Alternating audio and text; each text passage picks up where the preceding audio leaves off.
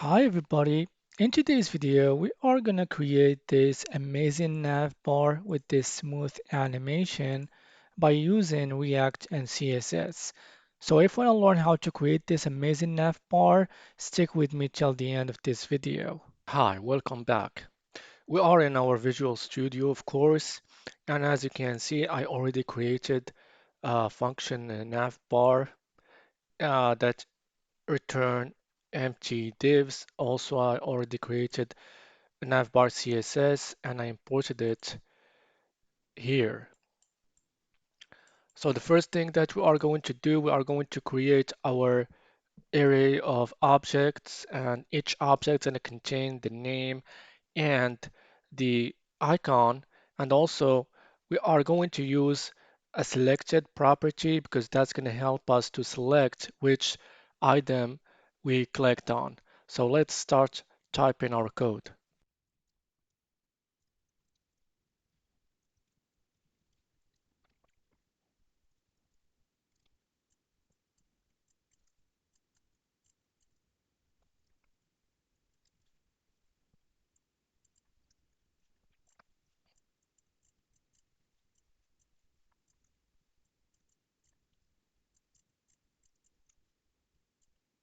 So here we have our area of objects. As you can see, the name and the icon and the selected whether is true or false. And probably wondering what those things. Those are just icons. We are using the Font Awesome icon library, and I'm going to show you how to install this library.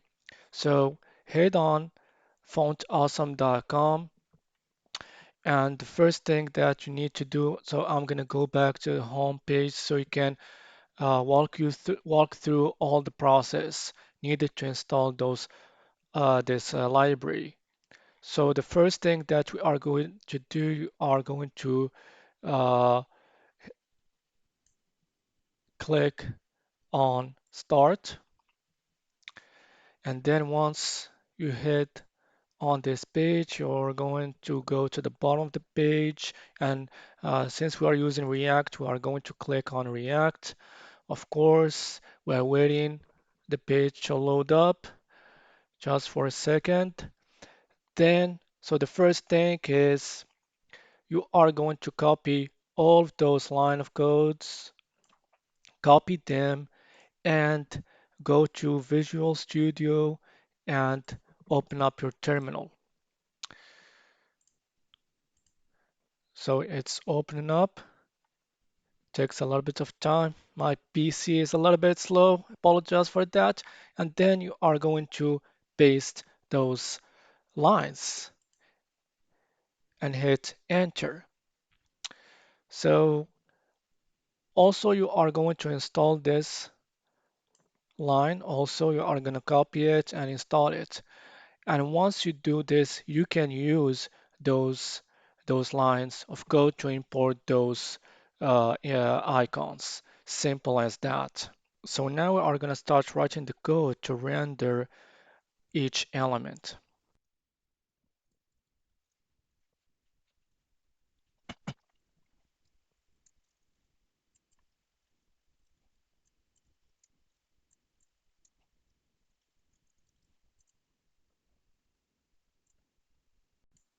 So here in our return function, we are just returning all the items that are in the pages array. And in order to do so, we are using the map function to map through each element of the pages array.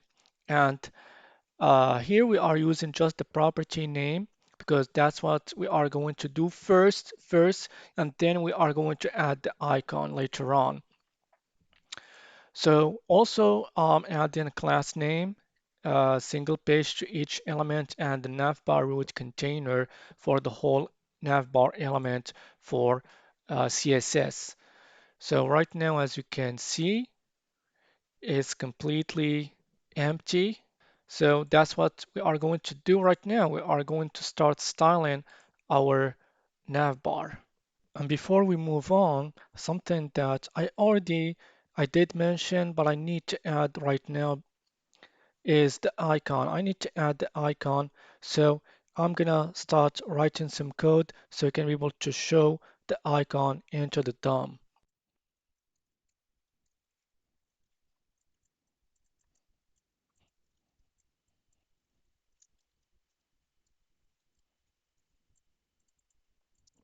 And as you can see, the icons are appearing and we added this font awesome icon object that is given by the framework, the library that we just saw, fontawesome.com, if you remember.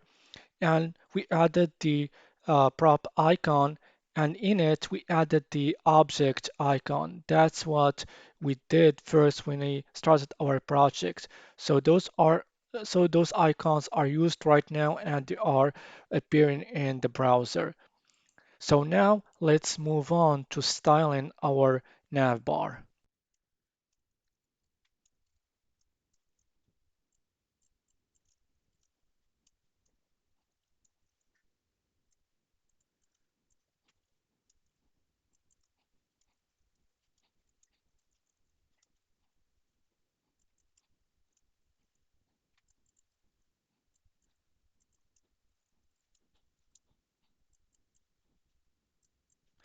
So now as you can see, we add some basic styling to our navbar container. And as we can see, we added flex, of course. We added a bit of gap between those elements. The height is 50%. We added the shadow and the color, of course. And for each item, which represented by the selector single page, also we used the display flex and also a margin. Uh, uh, the flex display will help us to really make sure that the child items, which are the icon and the name, are aligned each other. So now we are going to continue our styling and I'm going to explain what I did after.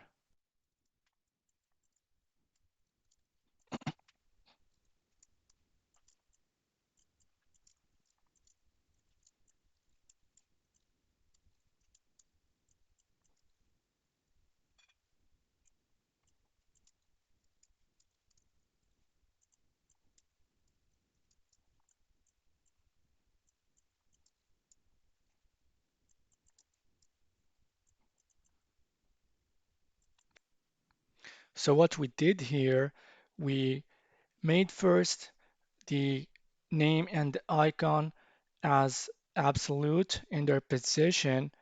And also we made the single page selector position relative so that those elements, icon and name stay within the single page item because we are going to use them to manipulate their position inside the single page element. And as you can see, we already did this with the top and we added 5 pixel so we can be able to uh, change their position down. And also, as you can see, the home, the names aren't there because we did use the transform property, scale 0. And also, we are going to use this so we can be able to create our animation. So let's continue.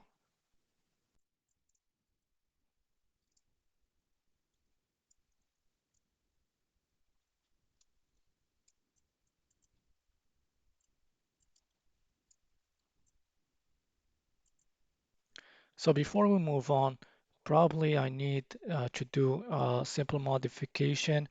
I think that those items are a little bit distant each other, so I'm going to eliminate this gap property and save the file. And now they are looking good. So what we are going to do right now, and first let's explain what I just did. I just added the hover state. So as you can see, the width gets wider by 150 pixel and the background changes. So it's already looking a little bit good that far.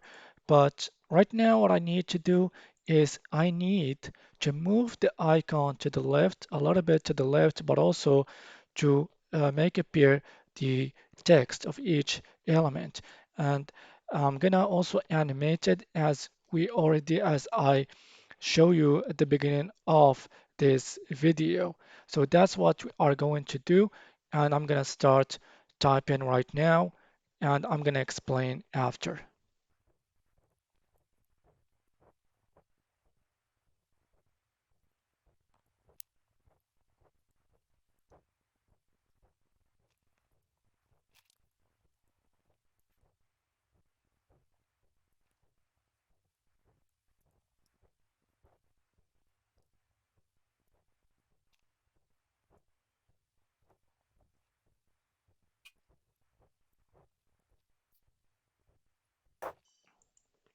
So now our nav bar is looking much prettier with this animation. It's so good. So right now, let's explain what I just did. So the first thing that I did is I added also the left. I added, as I said, the position of the icon. It's gonna, go to the left by 70 pixel whenever I hover over the item. And also what I did, also I showed the name. Also, as you can see, it goes from the left 0 pixel to the left 45 pixel because that's going to help us to create this little animation, as you can see with this line. And finally, I added the transition for the whole frame. That's what that's what getting us this amazing animation. And also I changed the width when we hover over the item for about 150 pixel. And it's not a problem right now because this we are going to fix. As you can see, all of them has all of them have the same width, and that's what we don't want. And this we are going to fix later on at the end of the video. Also, I made a small adjustment. I changed the height to 60 pixel to give more height to the nav bar. And as you can see, right now when I hover over each element, there is more room at the top and at the bottom of each item. And also what I did to change the CSS is to add the top property at the page name selector for 4 pixel and the same for page icon selector. So now we are going to start creating our logic for selection. So what we are going to use is the selected properties in each item of the pages area. And what we want as a result, we want to be like this without hovering over each element. So only when I click, then I get this animation. And what I'm going to do is instead of using the hover, I'm going to create active selector that we are going to activate uh, each time we are going to click on an element. And we are going to use .map function and to sort through each element and create a condition. So when we click on this, for example, when you click on the blog, all of those elements get false and this get true. So that's what I'm going to do right now.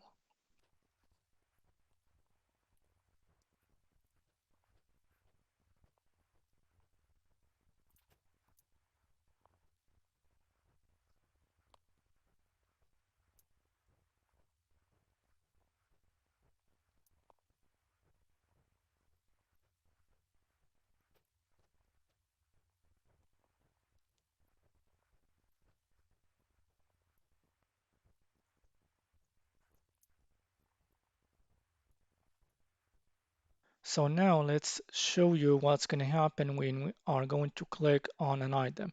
For example, when I click on blog, the state or the array state, the pages state gets updated and we should get true. As you can see, the selected property became true and this is false and the other should be false. So everything is going good. And I want to show you something like the thing that I just added because I had to change. Instead of using a static array, I had to create this and we are going to pass on this pages array. So in order to change the state whenever we click on an item. So now let's create our code to create this selection. So the end result we want, we said that the block is selected, so which is true in the array. It should be like this. So that's what we are going to do right now. Let's go back to our code.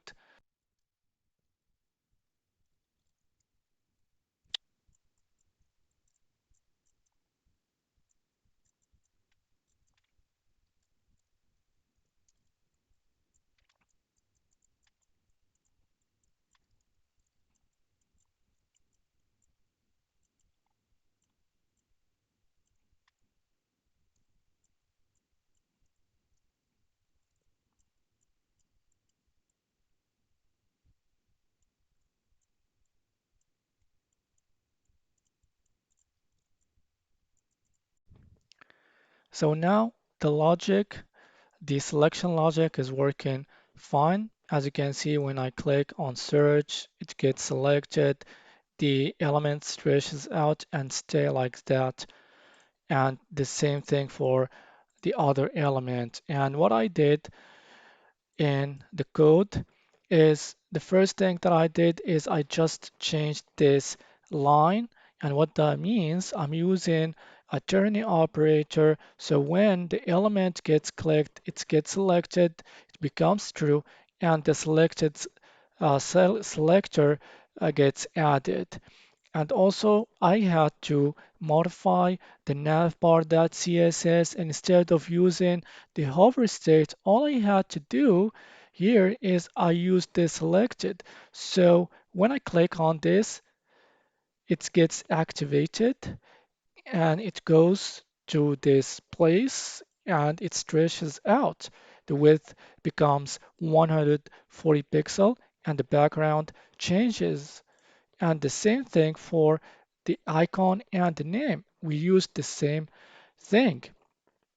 Also, we made the change here. Instead of using the hover, we used the selected selector. And the same for the icon, which is here. So everything is going well. So what we are going to fix, as I said, as I mentioned on the video, is the problem of the width. So right now, as you can see, all of them has the same width and what we don't want. Because, for example, if I add another word here, I save the file, update the page, re-render the whole thing, and I click on the search, as you can see, it doesn't look good. So we need to fix that because I want to make this component dynamic so you can be able to use it in your projects. So let's fix that.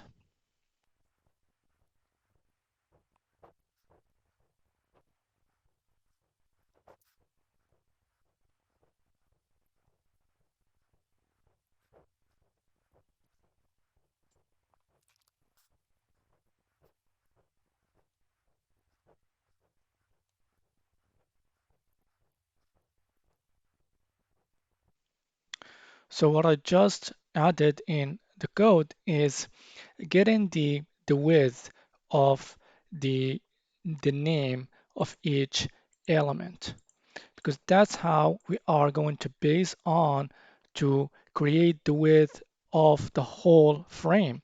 So what we did first, we added the event argument on the click property and we passed it on the or through the handle click. So the first thing is we get the current target of the event object. We assign it to the clicked single item variable, and we get, because when we click on each element, we get both page name and the page icon. So we use query selector to get the page name. That's what we want. And we created a new state, a variable state called selected with. So that's what we are going to do. We're going to update the selected with based on the width of each name. So in that, we are going to use the selected with here. So we're going to use it here by using the style prop, so I can be able to expand the frame or the single page frame based on the width. So that's how we are going to get this dynamic frame based on what we typed on. So when we type on uh, a huge text, we're not going to get the same problem when we added another search text.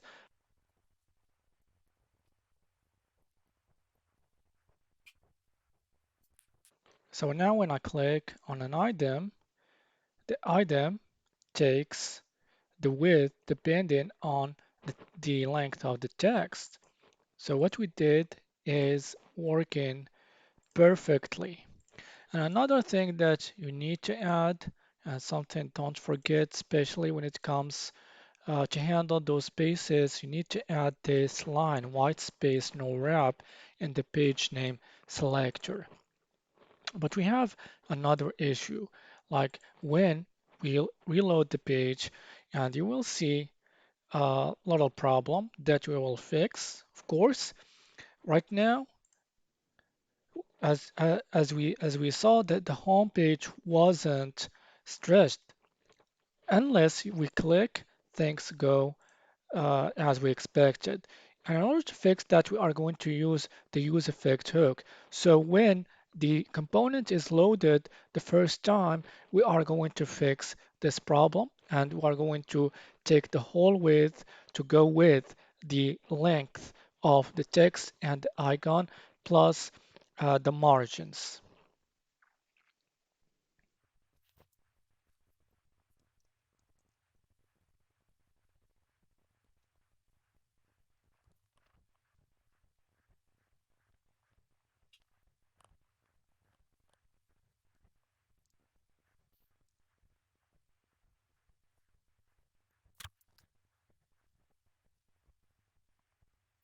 So right now, when we load the page and we start our component, as you can see, the problem is fixed. So right now we can navigate through our navbar very smoothly. And as you can see, everything is working great. And in order to test this out, I'm gonna do something. I'm gonna create another item, for example. I'm gonna paste it here, and I'm going to call it services as the name of the page, for example. We're gonna load the page again to re-render the whole component. And as you can see, it's great. There is no problem, and the icon and the text fits well the whole frame. So there you have it. That's our great, good looking navbar, and you can use it in your projects if you want. And that's my goal, is to make my videos and all the things that I create feasible, and you can use them. That's the whole thing about React. So thank you for watching this video. Hopefully that you got some value from it. And don't forget to hit the subscribe button and the bell button. So take care.